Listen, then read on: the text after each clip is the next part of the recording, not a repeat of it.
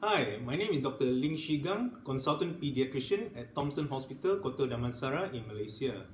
Okay, having a baby in a home is such an exhilarating experience. Babies gives us lots of joy, and personally for me, when my kids were still babies, I just can't wait to get off work, be home, and have fun with them. Having said that, our baby can also be a big source of stress to us, leading to sleepless nights, flared tempers, and overall a miserable time. This is especially so if we are first-time parents. In fact, the stress can even lead to depression, such as that seen in post-partum depression in mothers. Okay, so after years of seeing babies and talking with the parents, and also being a parent myself, I would like to emphasize one thing. Okay, not 5, not 10, just one thing we can do to minimize or even eliminate this stress in caring for our bundle of joy. Okay, so if there's one advice I would give, what would it be? Well, it is this. Listen up. We are the boss and not our baby. Okay, I repeat. We are the boss and not our baby. Okay, I realize that oftentimes parents have this misconceived idea that they must always provide for every need and want of their newborn. But imagine, a small baby like this is able to twist her parents around her little finger. Imagine if all our schedule revolves around the baby, when he sleeps and when he feeds, and when we as parents have to adjust to the baby's schedule, which often can be totally unpredictable. It's just crazy. It doesn't make sense anymore. Therein lies the source of stress for the parents. The baby becomes the boss, the person in charge, very much like boss baby, while the parents are left with no choice but to follow the whims and fancies of this little tyrant. The baby is treated like the king, while the parents are relegated to being slaves. Isn't that ridiculous? This is very unfair, not just to the parents, but also to the baby. Our babies will not know any better. They are helpless babies. To expect our babies to make adult decisions is unfair to him. What we must do is to reclaim our rightful role as parents, to guide and train our babies. Yes, babies can be trained as well.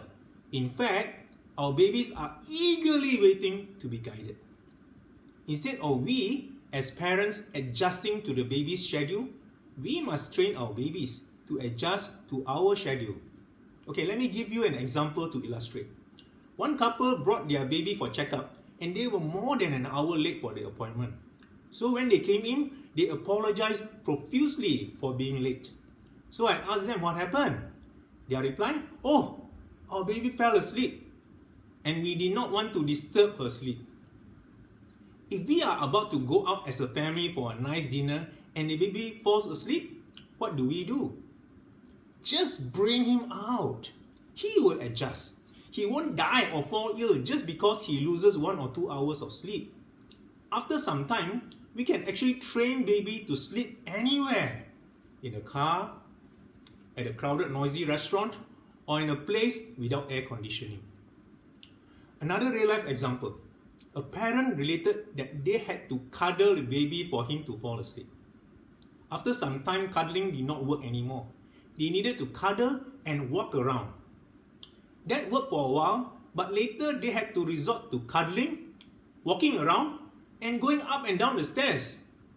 It got so bad that subsequently, to get baby to sleep, they had to cuddle the baby and went on car rides around the neighborhood to get baby to fall asleep.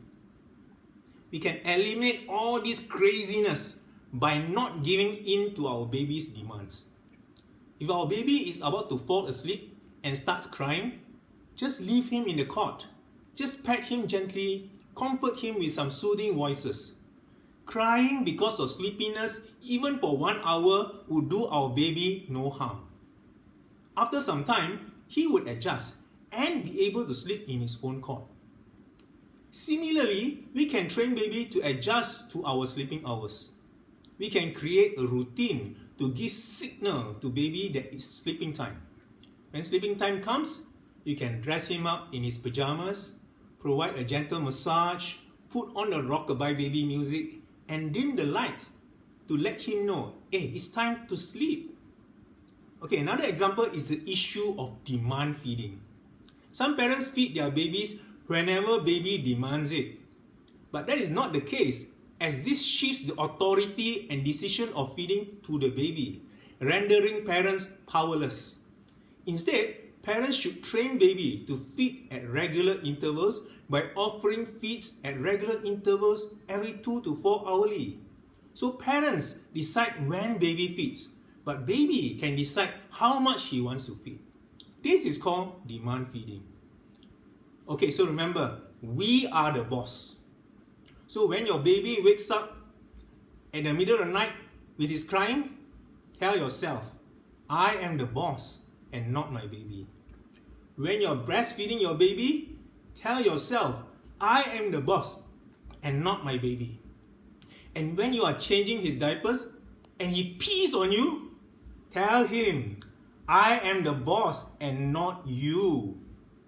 Once we recognize that we are in charge of our baby, peace will reign once more in the household. And we can have a fairy tale ending to the story while taking our rightful places as king and queen, while our baby becomes, well, no, not the slaves, but our princes or princesses. Okay, that's all for this segment. Take care and stay safe, and continue to have a heart for kids. And never forget, who is the boss?